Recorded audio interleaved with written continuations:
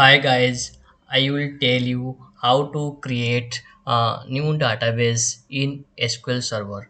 So let's start. First we can open Microsoft SQL Server Management Studio. After that you can check your server name and authentications, which authentications you want to use, Windows authentications or SQL Server authentications. So uh, for now I'm using SQL Server authentications and log in with my user ID and password and click connect.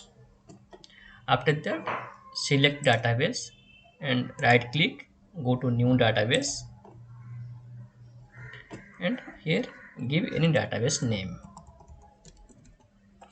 I'm giving employee and click OK.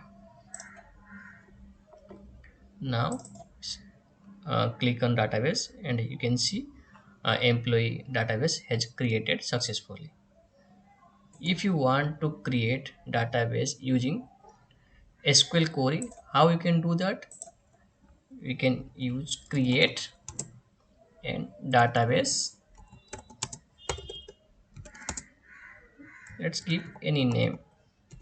I'm giving employee 1 and click execute.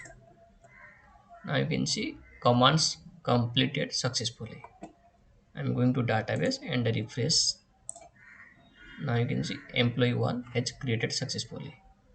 So you can use this query also to create the new database. So any one options you can use to create new database. Thank you watching for this video. Please subscribe to my channel to get the new videos. See you guys on next video. Thank you.